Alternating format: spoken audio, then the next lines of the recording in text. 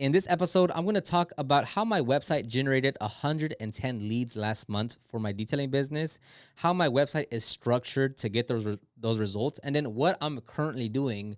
That way, for the next 10 years, my website continues to generate leads and customers. And as you'll hear throughout the episode, I heavily focus my business on search engine optimization, SEO. And if you want me to actually market your business and work on your website and rank it in your area, I'm now offering SEO services to detailers. So if you're interested in learning more, you can click the link down below to book a call. We'll just see if we're a good fit. And I will tell you if you are not ready for SEO or to hire me for your service for my services. I will 100% let you know it's not the time for you. So if you're interested, click the link down below and book a call. Let's get started with this episode. And welcome back to another episode. We have a few cool projects in the shop right now. Well, just one actually. We have a 2006 Ford GT. And it's the red color with the white stripes. So it's one of the, kind of the iconic color in car. So it's a really cool car to have in the shop. And on that one, we are doing PPF removal on the front end. Now, the high risk thing that we're doing is that PPF is 18 years old. And if you know much about PPF removal, is that after 18 years, even if it is garage kept, that PPF is brittle and ugly and so anytime we're gonna do PPF removal, we make it extra clear. You can give a form to the client that lists out the risk and have them sign it. But we always tell them, hey, there's a high risk, even if it's on a newer vehicle, because we don't know how it was installed beforehand. Is that, hey, there's a chance that paint's gonna chip, right? So it's funny how I can make another episode on this where it's kind of like PPF is indeed the best solution when it comes to protection in terms of like impact and debris. But on that same note, if you wait too long, it now has that inverse effect on your own paint. And now, we're chipping off paint off this GT40 because it's so old and brittle, right? Like, and when we're chipping off paint, like it's not, there's small little areas, but we told them at least 1,000 times, hey, paint's gonna chip. Like there's no way paint's not chipping off this when it's 18 years old. The adhesive is all yellow, it's all brittle, it's all cracked. There's already some dings and scratches and deep scratches around the vehicle. So it is what it is. Like it's gonna happen. It will happen. So yeah, anyway, and with those jobs as well, we like I think on the PPF removal itself, it'll be like $3,000. But we do tell them like, hey, we're not gonna rush this part. It's gonna take a long time. We're gonna move slow because if we start to rush and we want to cut corners, that's when we start to chip off way more paint than we need to. So we're gonna take our time. We're gonna do it slowly. That way, we mitigate and minimize as much of any of paint chips that we can. And especially on a vehicle like this. So it's like and when we talk to the customers, we say with conviction of like we won't do this unless we're gonna take our time. And you're okay spending $2, $3, $4, $5,000 on just the removal because anything short of that, we're gonna rush it and we're gonna create more damage, and that's not what we want to do, right? So like we're very sturdy on that of like paint's gonna come off. We have to move slow. It's gonna be tedious. It's gonna take a long time. And again, the thing has 18-year-old PPF, and the customer knows it. He's like, yeah, it was warranted for 5 years when I had it first installed. So he's understanding too. He's like, yeah, I know, like it's gonna happen. Like it's it's 18 years old. Like it's visibly ugly and yellowed and cracking and brittle. Like you can clearly tell. So just gotta be clear on what's gonna happen. And then on the oh, am I still recording? On the we have another 2025 Mercedes G-Wagon. It's not the AMG one, but that one is $1,300 for the correction and coating. Now on that vehicle, I say correction and coating because that's just like the terminology we use. But on that vehicle, it's getting a light polish. Like it's almost swirl free, which is kind of crazy because now, we had a Ford Raptor come in that was basically swirl free, a light polish, and we installed the coating. That was in one day.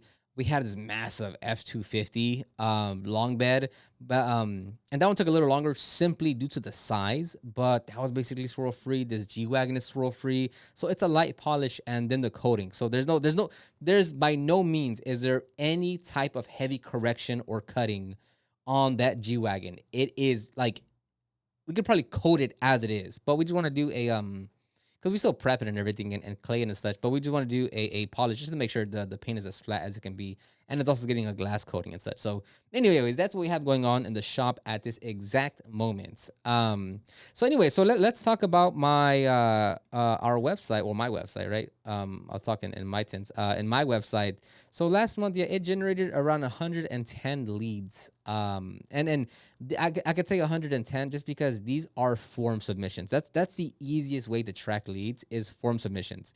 With phone calls, the best way would be to one, either get a dedicated number like through CallRail or something, and if you're running ad, you would have the customers call a specific number, and then that number would be tracked in CallRail or whatever their phone system you're using, and then you can directly attract leads like that. But when you have like your base number, like your cell number that isn't ported to CallRail or something like that, it's a lot harder to track calls unless you have the proper software installed. So that is something that I do want to do in the future, is also have a tracking mechanism for phone calls. That way I can see, like, I just want to be able to track all incoming leads, like all of them. And that's not including walk-ins, because we actually get quite a few walk-ins, which is really cool to have. Like when people just walk up to your store, like that's really cool. So anyways, so that's strictly mostly off of form submission. So, and if you look at it overall, like, 110 leads is a lot. I think, most detailers that hear that and they're like, man, if I had that in my business, like, everything would change, which it would, because that is a lot of leads. But if you divide that by 30 days, that's roughly just under 4 leads per day, right? Again, Sundays we don't actually. I'm lying, because last Sunday, it was around 5 o'clock, and no form submissions have came in. Lex has the phone call, so he handles he always has the phone.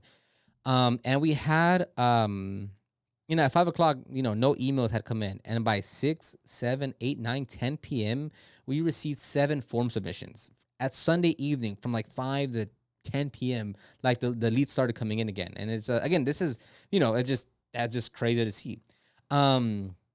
Now, a majority of those leads come through our website organically because of search engine optimization, SEO.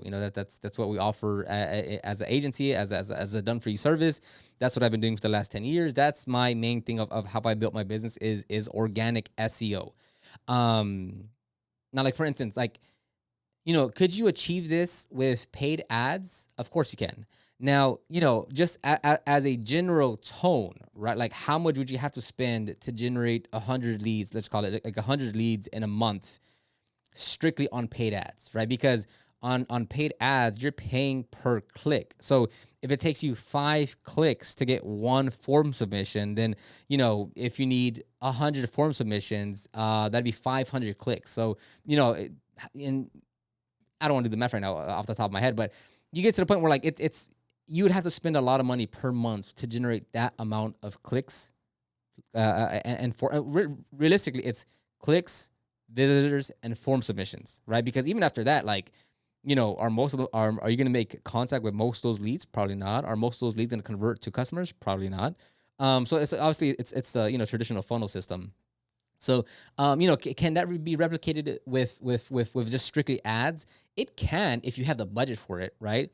And this is why I'm such a big advocate of SEO and organic growth, because let's say you could get 100 leads a month with Google Ads.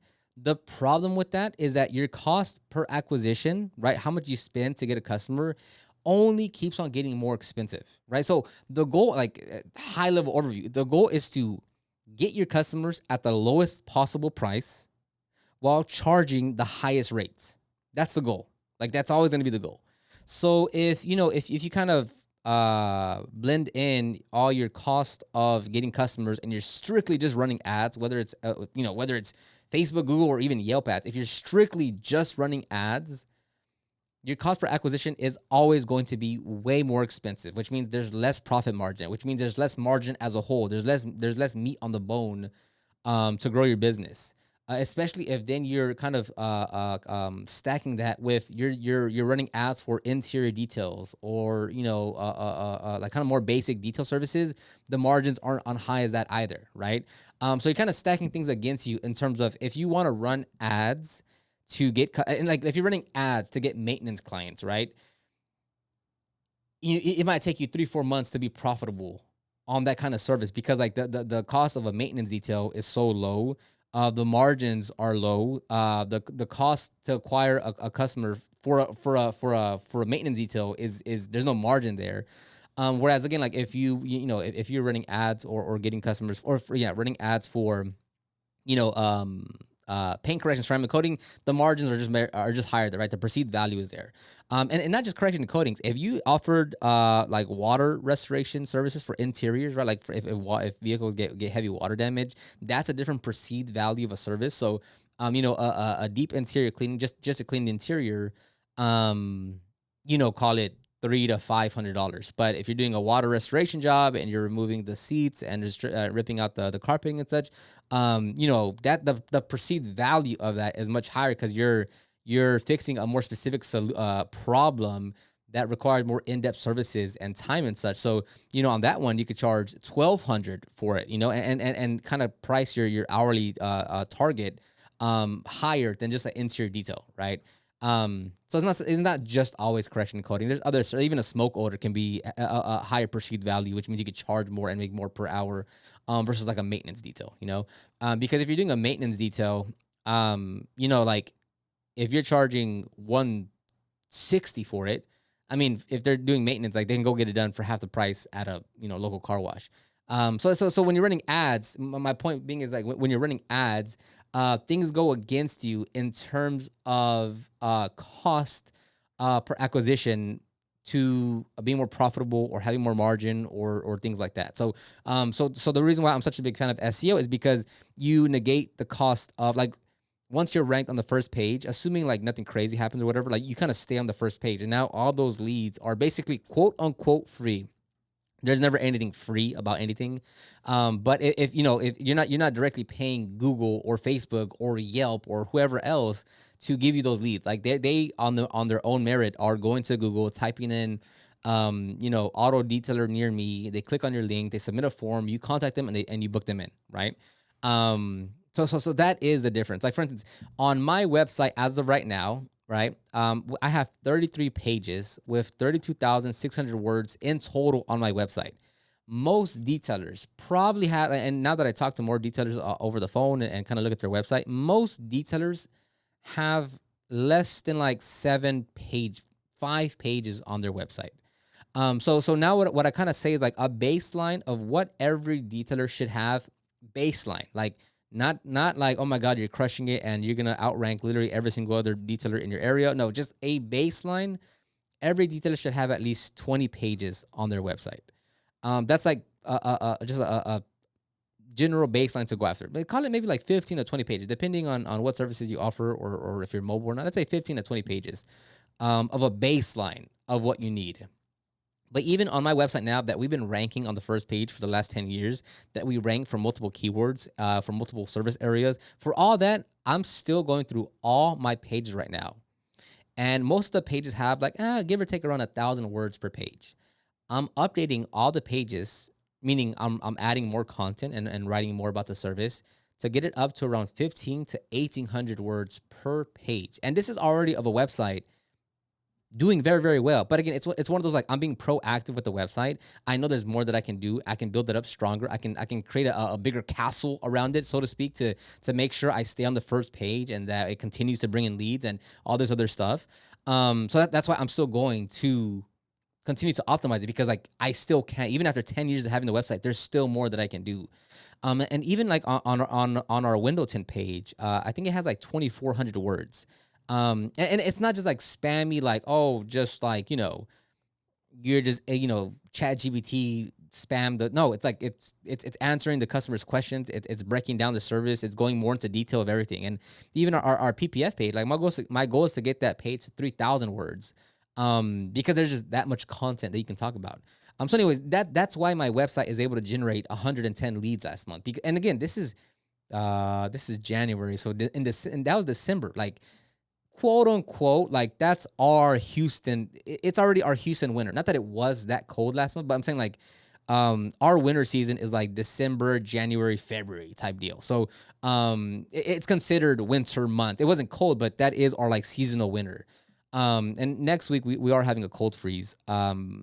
which is like actually cold for us. It's actually cold, but that's in December. Once we get to the March, April, May, it's more than 100 leads per month. All right, like we get more than that in the busy season. So, and the reason why I'm able to do that is, again, over the last 10 years, creating 33 pages and 32,000 words of content, and other things like technical SEO, getting backlinks. That's what's positioned my website. And again, as much as I preach about marketing and talk about marketing, marketing is still just one part of the equation, right? Because the marketing won't work if you have a crappy customer experience or customer service, or you don't take care of the customer when they're here in your shop, or you don't talk to them with a happy attitude. Like, all those, the leads don't matter if you don't have everything else in place. And I'll tell you, like, you know, if I go back in time, I could, like, it's taking me 10 years, so to speak, to create those 33 pages. Going back to 2014, I could have created all 33 pages in about 6 months. And that would have meant just a lot more expansion and growth. So I'm starting a new business in the lawn care industry, and already having this foresight with how to kind of attack the SEO space for the lawn care industry, which it's way more competitive than detailing. Like, the lawn care industry, you actually have private equity firms, you have actual big companies, you have nationwide companies, you have lead generation companies in the lawn care space. So it's actually far more competitive than detailing. Like, lawn care it's a more simple service because you're just cutting lawn, so to speak. It's far more competitive to rank for a lawn care than it is for detailing. So with the lawn care website, I've already mapped out 135 pages I need to create. If I'm averaging around 900 words a page, that's in total 120,000 words that'll be on that page. Again, on top of the technical SEO, on top of the good customer service, on top of the backlinks, that is what I can control to help my website rank. And again, that's a ton of pages, that's a ton of content, but that's what it takes to be competitive in SEO in that arena, right? Like, there's a lot more bigger companies doing millions of dollars in the lawn care than there is in detailing. So again, just kind of give you a perspective. Like, that's what makes websites generate so many leads. Your website has 5 pages with 400 words per page.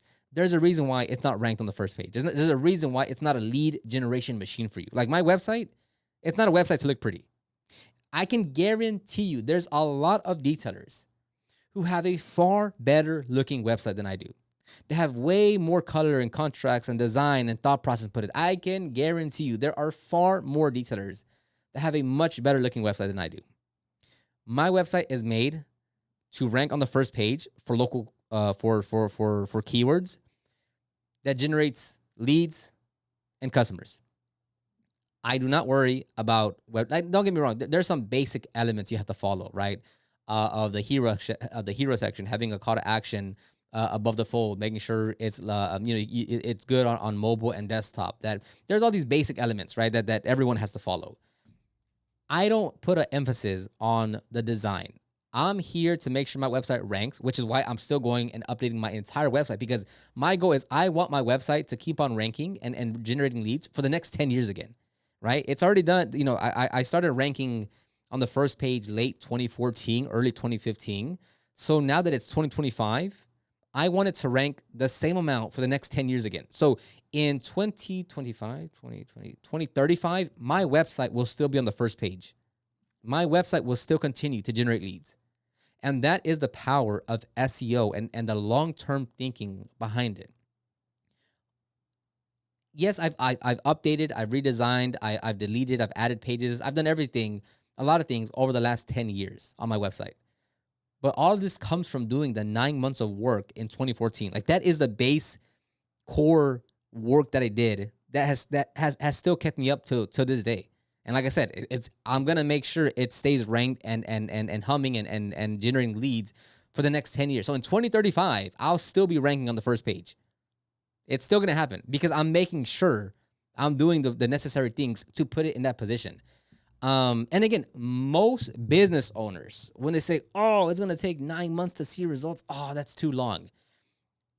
And don't get me wrong, you do need patience. Like it is something that takes a while. But would you not say 9 months of work is worth it for, let's say, 5 years of results? Probably so, I would say. In my case, 9 months of work has set me up for 10 years. And now the work that I'm doing right now is going to set me up for another 10 years. That is long-term thinking. Whether TikTok gets banned, whether I don't post or post on detail group content, none of that impacts my detailing business, because 80-90% of our leads come through our website. And by the way, yes, we are also running ads. So specifically $500 a month for Google ads for window tint services. And that's something that we will be pushing coming this spring rush is really booking out more window tint jobs. So even with that being said, generating leads still means nothing, because it's like it's still just one part of the overall process. Like if I went into your business, this month, and I said, okay, Bobby, I will now start giving you 100 leads a month. Go at it. Does that mean Bobby's going to book groundbreaking numbers? Is he going to be able to convert 70, 60, 50, 40, 30% of the customers? Is he going to be able to actually properly budget the budgeted hours per week and properly book out a schedule? Right? Does he upsell all the customers to increase the average ticket order? There's so many things that go into booking in a customer that it's not just the leads. It's an important part of it. You don't really have a business if you don't have leads and customers. But I put it like this. You can give 10 different people the same ingredients and the same instructions to cook a cake, right? The exact same ingredients. Like everyone's in a room and they have the exact same ingredients, the exact same instructions to make a cake. At the end of that session, there will be 10 different cakes. Because even if you give everyone the exact same thing, the exact same tools, the exact same whatever, the end results will be different. Right? Same thing with a business. If I get 10 detailers here and I say, okay, I'll give you 100 leads, I'll give you 100 leads, I'll give you 100 leads. To all 10 of them, each one of those detailers will have a completely different results at the end of the month. It's based on their pricing, how they talk to customers, their services, how they handle the customer experience, what their prices are, how they're able to book out their schedule. All these things go into account when how you grow your business. So leads in itself doesn't help you if you don't have literally everything else in place. For instance, you don't pick up the calls when it rings. And I get it. A lot of us detailers, we're in the field, so it's hard to pick up the calls. Like it's very, very hard. But do you call back at the end of the day or on your lunch? If you say, hey, I'll get back to you, do you actually follow up? Or do you just follow up if someone doesn't pick up your call? Do you send a text? Do you send an email? If you send a quote out, do you reach back out to them and just ask, hey, do you have any questions about the quote? When you pick up the phone call, do you have a good attitude? Are you talking to them with a smile on your face? Because I know it sounds so cheesy, but you can hear your attitude, right? You can hear your attitude over the phone. So before you pick up any phone call, you got to smile, right? Like if you just pick up the phone and say, hey, this is Oscar. You just seem so uninterested, so unenthusiastic. Like you don't care. You don't want to hear that person's problems. Now if you pick up the phone and say, hey, this is Oscar with Zebra Detailing. How can I help you today? Much different tone, a lot more enthusiastic. The person, oh, okay, cool. Like, finally someone picks up the call and they want to help me. Do you sound professional? Do you sound like you know what you're talking about? Do you have the right questions to ask? Do you have the right intake form? Do you follow up immediately once you book them into the schedule and send a booking confirmation? And do you let them know that they have to confirm their appointment 2 days before the detail? And then all these things matter into booking in customers and growing your business. It's literally not just you can get 200 leads next month. It doesn't mean you're gonna have you'll probably end up booking more customers and making more money. But let's say you end up making, I don't even know, let's just keep it simple, $10,000, right? Another detailer might take the same amount of leads and everything and make 45,000. And then another detailer might take the same amount of thing, have the same amount of leads and everything, and they'll make 8,000. What is the discrepancy between all these detailers, right? So it's not just about leads. It's not just about, and the same thing you could say about revenue. How many of those ads do you see every single day on Instagram or Facebook of like, we took this detailer from 7,000 a month and now they're making 35,000 a month. And it's like, since you don't know the numbers of their business, it means literally nothing. It doesn't matter if you're making $197,000 a month, which is around like 2.4 million a year. It doesn't matter. They could still be broke. They could still be barely getting by. They could literally be running on 1% profit margins. They could have 1 week's worth of payroll in their bank account. Like it literally means nothing. And I say this just so you guys don't get so, if you're barely getting started or your business isn't where you want it to be, like you don't demotivate yourself and say, oh man, just everyone seems like they're doing so much better than I do. It's like, well, you don't know. Like you don't know the situation that they're in. So, I'll say my website got 110 leads because it did. But that's why I like even on my Instagram content, on the podcast, on YouTube videos, I don't talk about pricing or things as much anymore, just because there's so many liars on social media, not just detailers, like it's across the board. Of you could like when they say these prices or how they're growing their business or how much they make in a day, just based off knowing how many vans they have or how many employees they have or like what they're doing, I know they're not making money because the numbers make no sense on how they're pricing it, right? Like it just doesn't make sense. So that's like, man, I really don't want to be in that same kind of group of like I just talk about the pricing. So that's why I don't talk about like because it's I see too much of it on ads and influencers trying to sell something that I'm like I just don't even want to be associated with it with that level. Again, not like again, that all being said, like if with SEO, we were able to get 110 leads last month, and again, same thing of like I want my website to still rank over the next 10 years. So in 2035, we're still growing and in a great position, right? So all those things are true. But like an important part though is like it's not just about leads. Like I do want to clarify that because like for instance, if I ask you, how many customers, what should be your closing ratio, right? Or your closing percentage. And you say, oh well, I should be closing around 80% of my customers. It's like, okay. So out of 10 leads, you're booking 8 of them, right? And even with that, it's like, well, if 8 out of 10 people are booking in your schedule, that probably means you have very cheap prices. So maybe could you actually raise your prices by, I don't know, 10, 15%, and your close ratio will go down from 8 to let's say 6 or 5, but now you're making a lot more money on every job, right? Because you're booking in more jobs, but your margins are a lot thinner because you're not charging the appropriate amount. And if you raise them by 10, 15, 20%, yeah, your close ratio will go down. Allegedly, maybe it doesn't, but it will go down because your prices are higher. But now the customers that you do book in, it's a much better quality lead. There's a lot more margin. You can spend more time and actually deliver the results that you want because there's just more meat on the bone in terms of margin and revenue and profit and such. So again, is it bad to say like if I told you, oh man, we have a 40% close ratio, you might be like, what? You're only booking in 4 of those 10 leads? It's like, yeah, but if each job is $1,000 or $4,000, is that really a bad thing? And if you get, I'm making up numbers here, so I'm gonna lose track. But if you get 50 customers a month, that's and you're closing 4 out of 10, so 4, 8, 12, 16, 20. That's 20 customers a month. And if each average ticket item is between 1,000 to 4,000, there's no problem with that. Right. I mean, I'm not going to do all the math right here on the spot, but I mean, there's no issue with that. So, at face value, if you hear someone say, yeah, we close about 80% of our customers, you're like, oh man, that sounds so good. I don't get no customers. Oh, but again, you don't know any numbers of that other business. You don't know what their average ticket is, or you don't know their profit margin, or you don't know what they're paying their employees, or if they're even W-2 versus contract, but they call them a team, but they're getting paid cash. Like you don't know any of these things. So don't put yourself and say, oh, just everyone's doing so much better than I am. I'm just so slow, man. What's wrong with me and my business?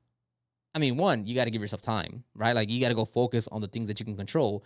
But then two, you can't control, you can't compare yourself to what you see on social media because you literally have no clue what they're doing in their business. Like you have zero clue on what they're doing in their business, other than like, oh man, they're doing so good and I'm not, and what's happening? It's like that. No, and and I say this a lot with SEO to where like nobody can control. I can't control. You can't control. We can't control how fast Google crawls our website, or how many pages they crawl, or how fast we move up the search results, right? We have no control over that. But what we do control is how many pages we create, how much on-page optimization we do, how many words we write on our pages, how many backlinks we go out and get, right? So we can only control what we can control, right? And so for this instance on my website, going back to why there's 33 pages, there's currently 32,000 words, and I'm increasing that to 40,000 words. I'm adding more pages. I'm going through some things and optimizing a few areas, because I can control what I can control. I can control the amount of pages, the word count, the backlinks, the on-page optimization. I can control one-to-one. I have control over that.